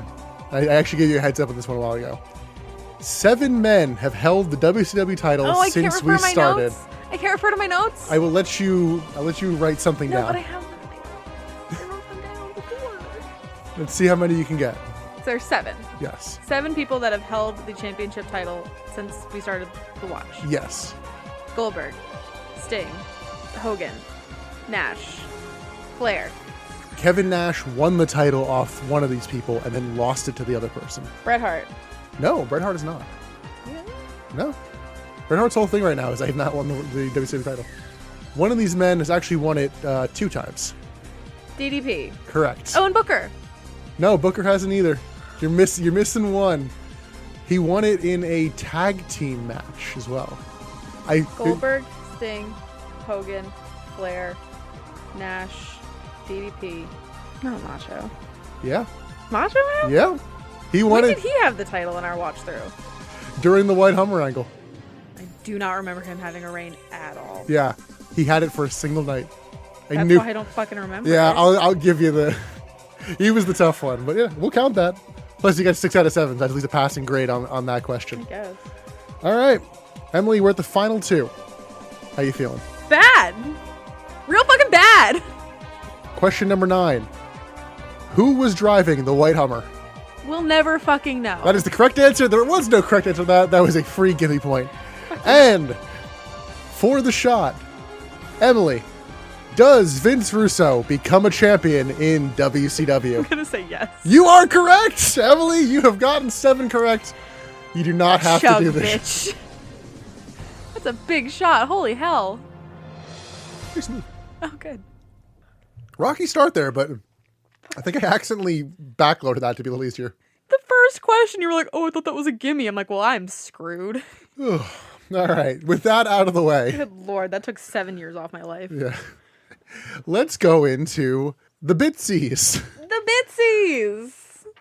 All right, so let's start with Best on Interviews. Ooh, okay. For the record, I think I've said this before. Most of these awards are taken from the Wrestling Observer Awards. And we're just going to have our own winner. I mean, if we agree, obviously there's a consensus, but it's not going to be any sort of vote. The committee did not vote on this. Yes, just us. So, Emily, who did you have for Best on Interviews? I felt like there was really only one answer for this. Okay, I disagreed, but I mean, I might disagree, but we'll see. It's Ric Flair. Ric Flair with Mean Gene in ring. He's the only one. Okay. His interviews are more often than not our best bits. We always do the Mean Woo by God Gene. He's always memorable. He's the best on interviews. Okay. For what it's worth, Best on Interviews is just generally best on the mic. If you say Sid, I'm going to No, scream. no, I knew you'd kill me for that. I think only 2 men have really had their bits of their promos spliced into the podcast. And I'm going with the man who is just the best at sex. No. Mr. Scott Steiner. You're giving this to Scott Steiner. I fucking love Scott Steiner promos. We're going to disagree on this one. Ric Flair probably is number 2, but Ric Flair's number 1, and you just want to be difficult. That's what this is. No, honestly, he's too inconsistent for me where he can cut the big promo, but then we have him being president of the world. And No, my thing is he has the highest average of good on mic interviews. It seemed like a gimme. I went with Steiner. All right, let's do our next one, our next award, which is Best Wrestling Maneuver. Emily, what'd you get for this? I had to start taking note of which maneuvers that Yes, I really I gave you a heads up on this so you because, as you guys know, I like it when they're flippy, and I say, "Ooh, big flippy spinny kick. That one's good." And so I finally had to look at Nick and be like, "What's that called?"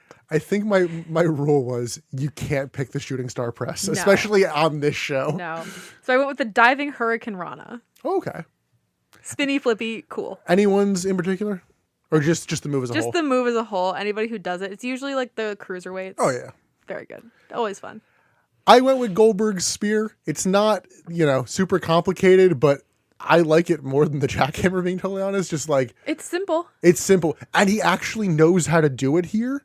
He forgot how to do a spear in his 10 years off from wrestling. Yeah. It just started being like a little tackle. It's Edge like, kind of did that too. but like he still runs into it. Goldberg just takes one step and it's like, it's a spear. I'm like, it's not. It's not. All right, Emily, what is your feud of the year? So this was hard. Yeah, we definitely had a hard time with some of the positives here. Because, like, for the feud of the year, I went with something that's memorable and had a long lifespan on the show. So I went with something that had some longevity in the episode, something that had, like, an episode-to-episode storyline arc. I can't for sure and for certain say that this is the best feud that WCW has put across our television. But it is the Ric Flair versus Roddy Piper versus Eric Bischoff feud for the presidency. I guess Bischoff came back for that. I think Bischoff. He was part of it enough that like he was a main character in it. Yeah. So all 3 of them vying for the presidency of WCW. It was kind of fun to watch. So I'm gonna give it to that. I kind of wonder if we'd started a little earlier and if it had a match, if we had given this to Goldberg versus Jericho. I would have loved that. But I gave mine to Flair versus Bischoff. Honestly, it was I kind don't of. necessarily remember that feud. I mean, it was the Same idea. early days of the podcast. I mean, that was our big Christmas episode ended with Ric Flair winning, and it was a nice feel good moment. And it was like, Oh, okay. yeah, that initial Flair and Bischoff feud. So we have 2 of the same characters. Yes. And Emily, what was your worst feud of the year? Kevin Nash versus Rey Mysterio in the hair versus mask match. Yeah. Just for what it created. The amount of like waves that had. We still say to this day how much we dislike Rey without the mask versus when he did have the match. So that had such a ripple effect that yeah, it's the worst feud. That's definitely up there. One thing against that is it built so quickly that it didn't have time to get bad, which also is a flaw in it. I mean, yes, it didn't have a long lifespan, but the aftermath of it is astronomical. So I went with something that was long. Honestly, you can make a case that it started all the way back in January and went until August. And it was just so bad and on the back burner and no one gave a shit ever. And I went with the B team's power struggle. I will agree with you. Honestly, I had a short list for a couple things. I forgot to put the B team battle royal in worst bit category. The B team shows up in my awards. So let's move on to best gimmick. Emily, what do you have for best gimmick? Ralphus.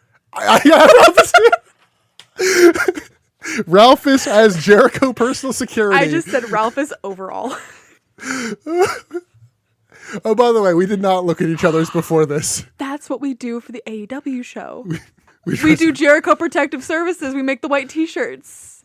We go as Ralphus, dude. I'm already balding enough. Let's bring it down a notch. What do you got for worst gimmick? Surprise, it's the NWOB team. Ooh, okay. I have a 3-way tie. I could not decide. I had another one that I hated, but it's a little bit more recent and it's more petty, and I think you like it way more than I like it. What? Cat's shoe. I fucking hate the match. Okay. I went with the more real-world problematic worst gimmicks. Not even this version. Initial drunk Scott Hall. Fair. Domestic abuse Randy Savage. Fair. And Lenny and Lodi. Fair. So I had a hard time I went picking. more fun. I didn't go real. Yeah, so I had a hard time deciding, and it's a real Sophie's choice there. Right. All right, let's keep going with most underrated. Just because he's been impressing me the last couple weeks, I gave it to La Parka. So did I. Did you really? I fucking love La Parka. He's been so great and so fun to watch. How about most overrated, Emily? I think you'll be shocked at my answer. See, it could be a number of people. Well, let me tell you something, brother. It's Hulk Hogan. I disagree. Who do you think I went with? Buff. No. I went with Kevin Nash. Fair. I was between the two of them. Listen, Hulk Hogan at least brings people in for like nostalgia's sake. I guess. But he's a bad wrestler. He's not good at the thing that he's hired and paid to do. And Kevin Nash is? No. But Kevin Nash doesn't make me want to punch my TV screen every time I see him. All right, let's go with, it kind of tells you how important it is to us because with how in the middle we're doing this one. The best pay-per-view and the worst pay-per-view. Oh, okay. All right, let's start with the best pay-per-view. What'd you end up with? Slamboree. Do you remember the main event of Slamboree? So the main event of Slamboree was Kevin Nash versus DDP. And there was apparently a Roddy Piper versus Ric Flair match that I was obsessed with, according to my notes. I thought it was quite fun and stupid. All right. According to my notes, it doesn't look like I hated life while watching this. I have a lot of notes on a lot of things, and none of them are, I want to die. Yeah, I actually went back and listened to the last, 5 minutes of all of our podcasts just to see what we kind of say. And most of them were like, yeah, it wasn't great. Yeah. So, honestly, both of us almost picked Halloween Havoc until we actually went back to look at the card and went, yeah, it wasn't great. Oh, maybe not. I'm going with Spring Stampede. When you actually look at the card, I'm like, okay, yeah, this probably was the best show. And the main event of that was the Four Corners match with DDP, Ric Flair, Hogan, and Sting. Okay. Which that sounds good. Which wrote Hogan out for a while, so it had. Oh, is that the one that buff of fucked his knee up? Yeah. Oh. Emily, what is your worst pay-per-view? Starcade. I almost asked why, but why don't you tell everybody anyway? What do you think is why? The stun gun. Exactly. I actually thought that the rest of Starcade wasn't that bad. No surprise, people who've been listening for a while, I gave it a Super Brawl. A couple of the more recent ones have been really bad, but I think Super Brawl is the show that broke my expectations for pay-per-views. That's fair. Super Brawl had a Jericho Perry Saturn match ending by count out when Perry Saturn just walked out of the match. The hair versus mask match. Mm-hmm. Roddy Piper versus Scott Hall in an awful match. Mm-hmm. Goldberg and Bam Bam Bigelow in a meh match. And then main event, Hogan and Ric Flair. So not much to hang your hat on. Yeah. All right, we got a few left. Let's keep it going. How about in-ring wrestler of the year? Different from MVP. This should also come as no surprise to our listeners. I gave this to Rey Mysterio. As did I. Good. You see a Rey Mysterio match, you know it's going to be pretty good. It's going to be at least watchable. And Rey is far enough out of the main event to where it probably won't be super fucky. Yes, exactly. He will actually put his all into a match and not, make a joke of it. All right, Emily, how about the worst wrestler? So the short list for this was David Flair, Eric Watts, Vincent, The Warrior with his one appearance, and Stevie Ray. I did have a hard time between two of these people. But again, to no surprise to our listeners, David Flair is the worst wrestler in WCW. Yeah, I think he helped solidify that on the show. He sure did. I obviously picked him as well. Emily, best non-wrestler. Guessing you went with Ralphus. Sure fucking did. I went with Arn Anderson. That's fair. With his tire Arn? Yes. Yeah. Arn actually had things to do and was consistent. Ralphus was Yeah. just set dressing. Ralphus? Don't call him set dressing. He was more than that. 4 awards left. Tag Team of the Year. Again, shouldn't surprise a single soul, Rey Mysterio and Billy Kidman. It should be noted, and actually we probably should know this for the in-ring wrestler of the year, we decided to void any Chris Benoit kind of candidacy. So my tag team of the year, I gave this to them literally on character work alone, not on in-ring work. You gave it to the Jersey Triad, right? I gave it to the West Texas Rednecks. Oh, really? Yeah. Oh, no. We talked about it last episode. I fucking miss them, good old boys. When I say tag team of the year, I basically just mean Kurt Hennig. Yeah, he just looked like he was having fun, and I really got to commend people for that. I think this is the big three. Emily, who is your MVP of the year? So this one I did struggle with, but I had to follow my heart, and I gave it to Ray. You gave it to Ray. I gave it to Ray. So I created a list of people who had been MVP at least 5 times. It was Ric Flair, Rey Mysterio, Goldberg, DDP, and Bret Hart. Ray just constantly impresses me and just makes me excited to watch the show. Like, yes, Bret Hart is absolutely an MVP in his own right, and as is DDP, as is Goldberg, as is Ric Flair. But for me, it's Ray. I went with DDP. Fair. He brings an element that Ray can't and also puts on good matches. Like, name one good Rey Mysterio promo. I know. It's not a promo thing. It's an in-ring thing. Oh, yeah. And I think DDP still manages to be in the main event scene and put on good matches think about everybody else up there who, can't wrestle to save their lives. And it's like, yeah, he is one of the only people in the main event slot that can hold his own. Yes, DDP also does deserve it. I don't think that there was a wrong answer for this category. Yeah. Our last 2 awards are the best bit and the worst bit. I think we're going to agree on this, Emily, but let me run down the I don't know that we're agreeing on this. Let me run down the short list. I can see you picking something else. Hogan versus Warrior, Finger Poke of Doom, the other Hogan and Nash match at Road Wild, the Randy Savage beating George storyline, Woof. the White Hummer mystery, Woof. David Flair as U.S. champion, Woof. and Drunk Scott Hall. Ugh. Which I realized I basically picked 2 of these for my worst gimmick. I mean, yeah. Again, I don't think there's a wrong answer. All of these are absolutely horrible. What'd you pick? The Finger Poke of Doom. Yep, so did I. I think it's easy to pick this because it effectively stacks with Goldberg's streak ending. It's the same thing as the Kevin Nash Ray hair versus mask match. It's what it created. It's the aftermath of it that is the worst part of it. Yeah, I had that as the worst as well. I debated the White Hummer mystery. I was gonna say, but I really thought you'd give it to the Hummer. You one locked onto that. That one was more internally infuriating and didn't actually, I feel like, damage the company less. Fair. Because there's so much to come out of the finger poke. Yes. It's been glanced over, but the fact that the Wolfpack might have just been a fake thing the entire time, and they just kind of dropped that, oh yeah, we were in cahoots. It's like, oh wait, what? It held so much weight. Yeah. It wasn't just a poke. It was the crumbling of everything that had been built up to that point. Yeah, and you had Hogan face turn 2 months later. Yeah. So Goldberg trying to come fight and feud with him was pointless. Didn't make sense. Ugh, yeah. Awful. Awful, awful, awful. And then that only leaves best bit. So 2 notes on this. We're only giving this to bits from our main timeline of WCW. So I think both of us have an honorable mention for the Yeti, but Obviously. he does not qualify for this. Because I kind of figured this Bianca Belair matches would just kind of dominate your... Yeah, but I'm trying to be fair. So we gave our top 5. I think let's each say our 5, then each say our 4, and so on.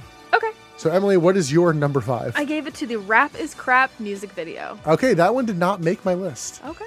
I went with the Great American Bash 99, the Dogs. Fair. The chaos energy of the Dogs needs to be seen to be believed. Love that. Yeah, And it really does. the fact that Chris Jericho is suddenly there too. Just really randomly in the sells it. background. Yeah, that was amazing. All right, Emily, what's your number 4? Staying on theme, the Good Old Boys live performance where Kurt Hennig pretends to play guitar. Also didn't make mine. I went with our most recent entry, the Bret Hart Chris Benoit match from October 4th, 1999. Fair. What's your number 3? So my 1, 2, and 3 do kind of blend. I do have them ranked, but I do kind of hold them all in the same light. Okay, you want to just do all 3 then? Sure. So my number 3 that I have written down is the Bret Hart Chris Benoit match. I think it definitely deserves a spot in the top 5. Number 2 is Bret Hart with the steel plate because it got me so fucking good. Yeah. Oh, I have to give it to that. And number 1 is the Starrcade 98 match of Rey Mysterio versus Billy Kidman versus Juventud Guerrera. It is everything that I want in a match, and it was perfect. All right, so we have 1 crossover in there. Really? So a pretty different list. Yeah.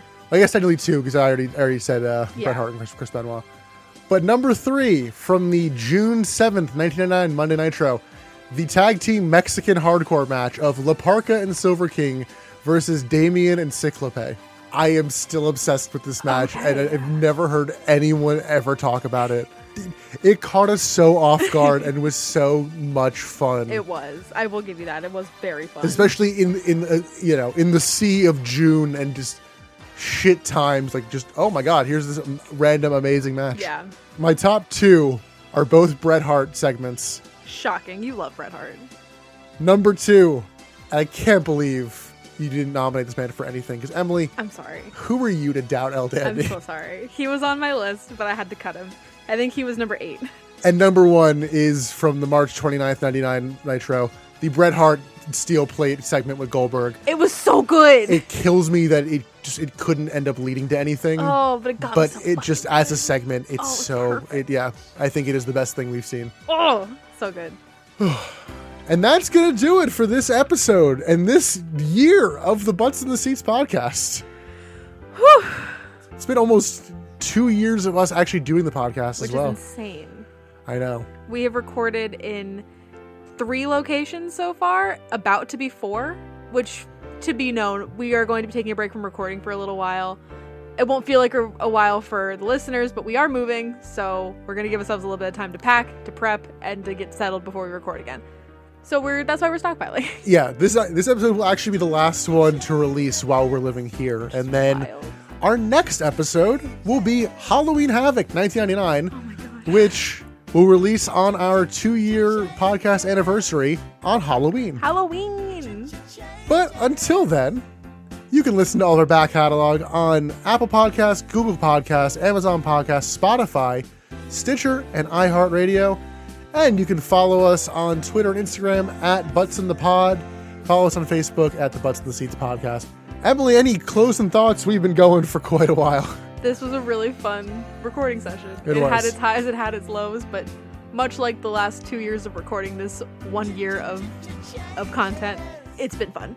It has. And I want to thank everybody who's listening to this and has listened in the past. It makes us feel better to actually see that people are listening to this and we're not just screaming into the void. It does really feel like we do scream into the void a lot. So when we get the responses on Twitter, when we get the comments on Facebook, know that like you're not going through some, conglomerate. Like Nick and I are reading those comments and they do make us very happy. So thank you guys. Yeah. I think that's going to do it for us on this recording session. Yeah, so until it's time to get spooky. Spooky. I'm Nick. I am Emily. And thank you for listening to the Butts in the Seats podcast. Bye.